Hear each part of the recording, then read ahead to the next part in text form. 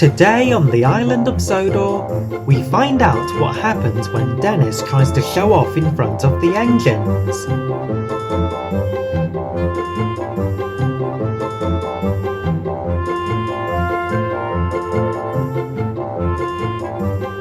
Then we see what Peter Sam has discovered on an old track.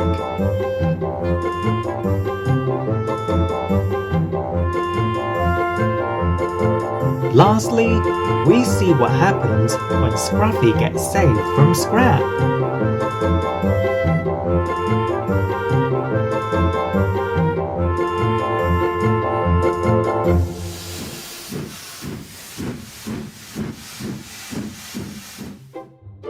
Dennis was one of the most unusual engines on the island of Sodor.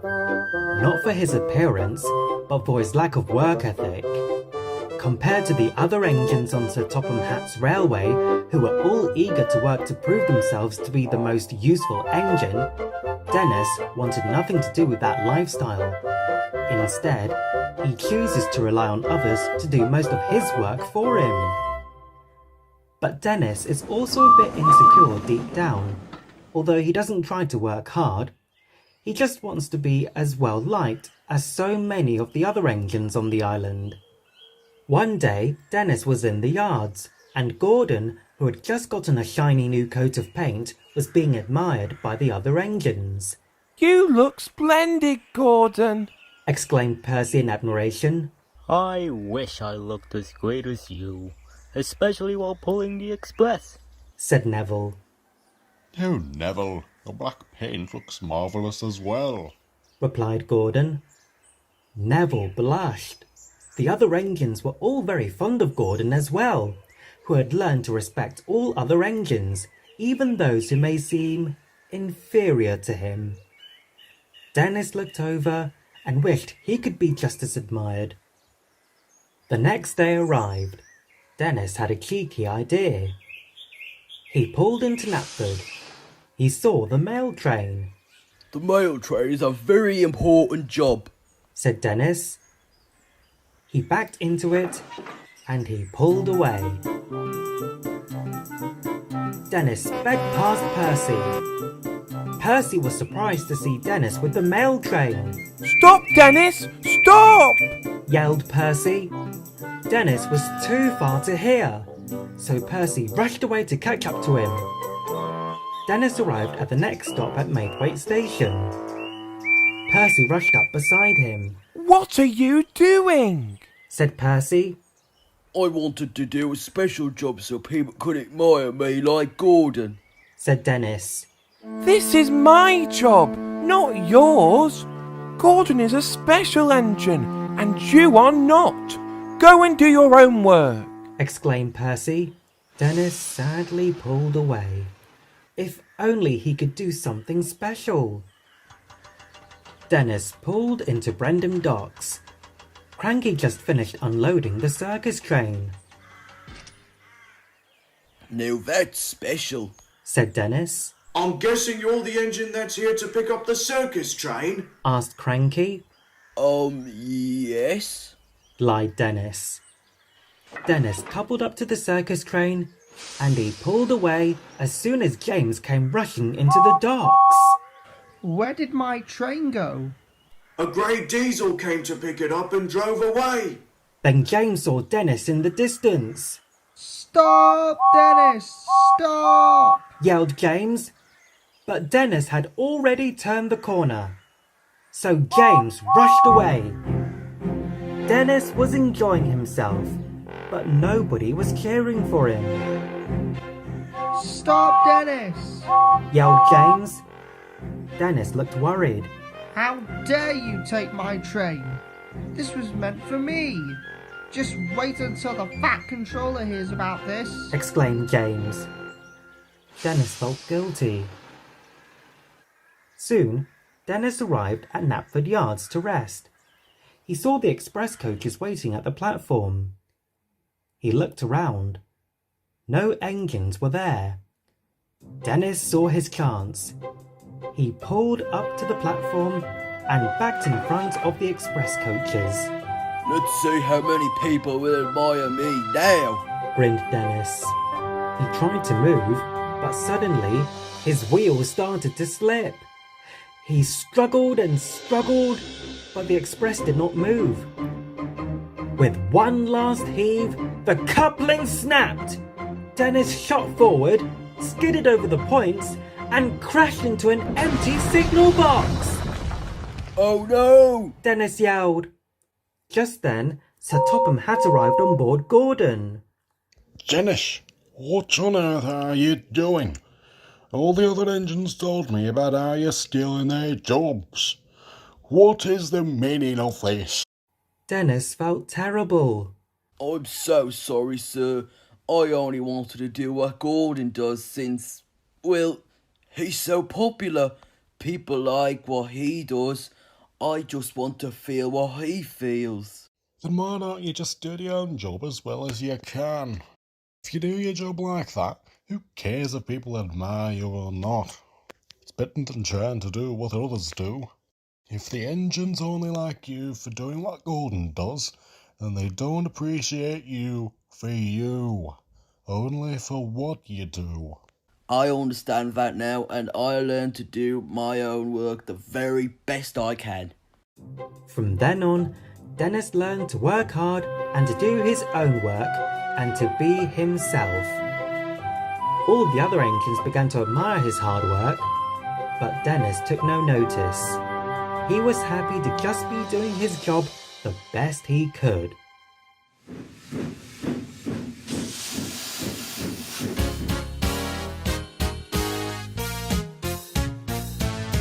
Anything that diesels do, steamy know that they can too.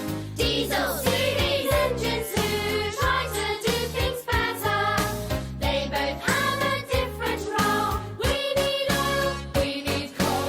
All of us have just one goal, try to do things better. Who can shunt most trucks or bricks on trains that are much longer? C.laus they get up to tricks, but diesels are much stronger. Who has gleaming piston rods and paintwork bright and shining?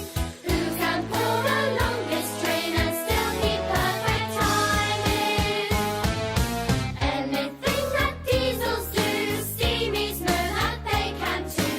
Diesels do these engines who try to do things better. They both have a different role. We need oil, we need coal. All of us have just one goal, try to do things better. Who goes bumping into trucks, causing so much trouble? Who can lift those heavy loads and clear the lines of rubble? Who can only honk their horns while steamies whistle loudly? Who's that straining up the hill while Gordon sees by proudly? Anything that diesels do, steamies know that they can too. Diesels do these engines who try to do things better. They both have a different role. We need oil, we need coal. All of us have just one goal, try to do things better. All of us have just one goal, try to do things better. Peter Sam is a cheery engine who loves surprises. He loves to hear stories too. His favourite one is the story of Proteus. Tomorrow is the day of Mrs. Kindly's daughter's wedding, and Mr. Percival has given Peter Sam a special job to do. Mighty Mac, Duncan, Freddy, and Mr. Percival were waiting at the wharf. Peter Sam puffed in. I'm here for the special. Peter Sam said excitedly. Mr. Percival spoke loudly. Tomorrow, Mrs. Kindly's daughter will be getting married. I need to present the good luck package. Peter Sam, you need to find something old. Mighty Mac, you need to find something new. Duncan, you need to find something borrowed. And Freddy, you need to find something blue. You all need to get the items before tomorrow morning. Then Mr. Percival walked away.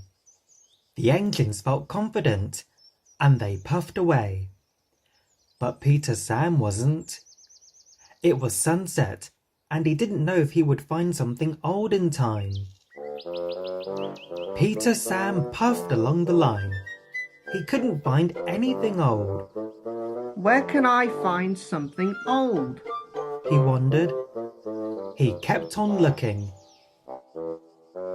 It was getting later, and he still couldn't find anything. The other engines have probably already found something by now. He groaned. He looked harder.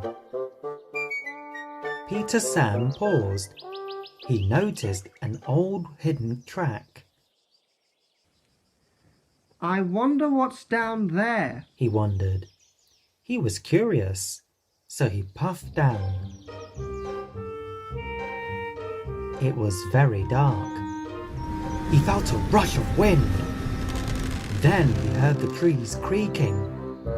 And finally, he saw a light flashing on and off and on.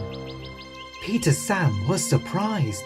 He remembered the story C.laus told about Proteus. This could only mean one thing. And before he could think of anything else, he heard a loud bang! Fizzling fireboxes. Peter Sam looked up and gasped. Right in front of him was a statue of Proteus. It was rusted and covered in moss, sitting on an old flatbed. How did this get here? This looks very old. Then an idea flew into Peter Sam's funnel. This is perfect for the something old for the good luck package. It would be great to unveil at the wedding. His driver coupled the flatbed and they puffed away. They arrived at the steamworks. Victor was surprised to see the statue and even more surprised to see Peter Sam puff in late at night. Victor, I need your help. Are you able to restore this statue to unveil for the wedding tomorrow? I'll be delighted to, my friend. I'll get it finished in no time. The next morning arrived and Peter Sam rushed off to the steamworks. When he arrived, he was surprised to see that the statue was missing. Where did the statue go? Peter Sam exclaimed. Rusty came earlier to get checked. He wanted to know what the statue was for, and told him it's for the wedding, so he offered to take it there. This is unfair. I found it, so I should present it. So Peter Sam rushed to the wedding, just in time for the good luck package unveiling. He noticed a big object covered in red cloth. He was confused.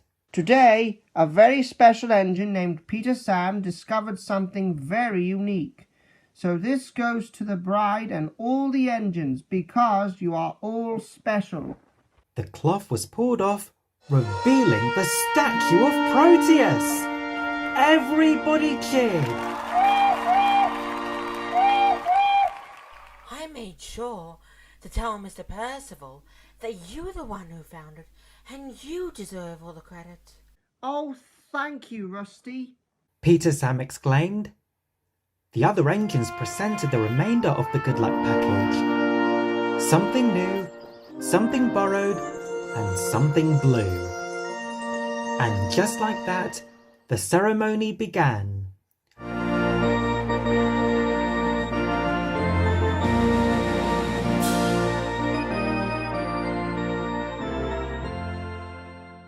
After the ceremony, the bride walked up to Peter Sam and spoke to him. This is a surprise. I will definitely remember forever. Thank you, Peter Sam. Peter Sam beamed. Now every time Peter Sam goes past the statue, it reminds him of that very special day. High up in the Pseudo Hills, among our lakes and trees, there are some very special friends Thomas likes to see. They are the narrow gauge engines, running on a narrow gauge track. Friends like Rusty, Duncan, Fearless, Freddy, Mighty Mac. They've got their own controller, Mr. Percival is his name,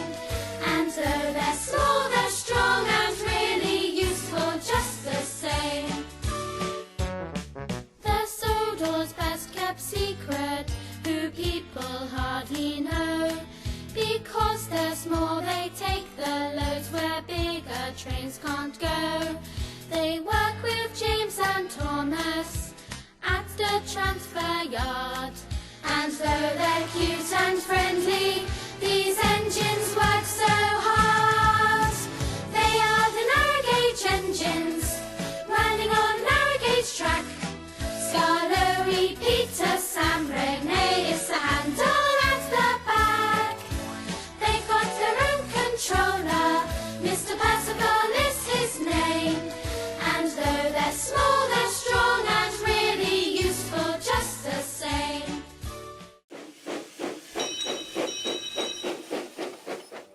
It was the winter holidays on the island of Sodor.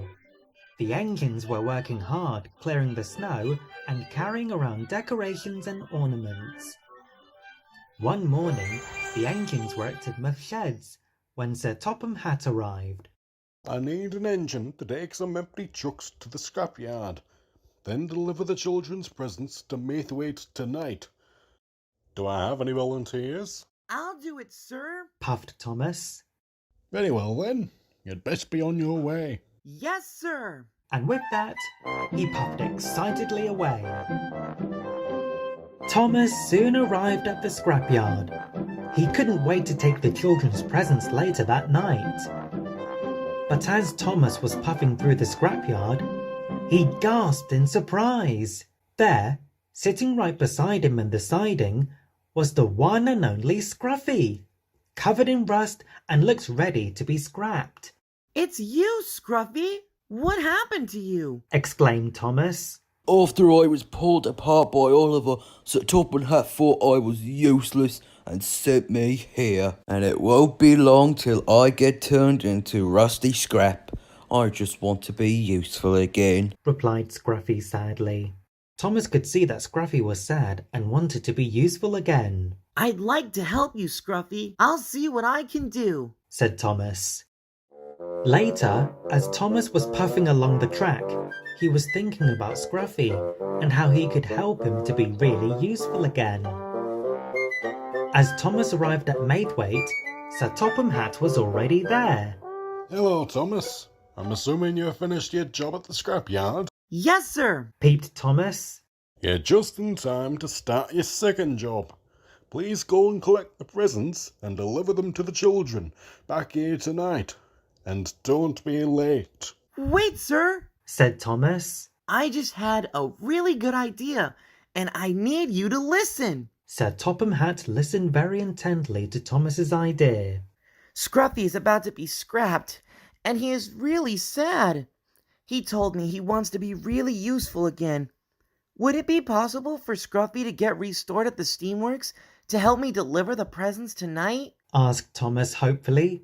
Are you sure about this, Thomas? Scruffy has caused a lot of trouble in the past. Asked Sir Topham Hatt. I'm very positive, said Thomas. Sir Topham Hatt agreed, and Thomas rushed to tell Scruffy the good news. Scruffy, you won't believe the news! Thomas beamed. Sir Topham Hatt has given you a second chance, and I'm to take you to get restored to help me deliver the children's presents tonight. Scruffy beamed with excitement. In no time at all, Scruffy was put onto Thomas's flatbed, and they puffed away to the steamworks. Thomas pulled into the steamworks. Victor, I need your help fast. Could you please restore Scruffy and make him look jolly and festive? I'll be delighted to, my friend. I'll get it finished in no time. Oh, thank you, Victor, said Thomas. In no time at all, Scruffy was fixed and repaired, and with a new gleaming red coat of paint and shiny orange wheels to go. Are you ready to go, Scruffy? Asked Thomas. I'm ho ready, Thomas, said Scruffy excitedly, and they puffed away to deliver the presents. When they arrived, the children cheered and cheered. Sir Topham Hatt was very proud. Well done, Scruffy. You are able to prove to me that you are really useful. And well done to you too, Thomas, for making this all happen, said Sir Topham Hatt proudly. Thomas was filled with joy, and Scruffy smiled proudly, knowing that he was once again useful and that he was the Santa Claus of the night.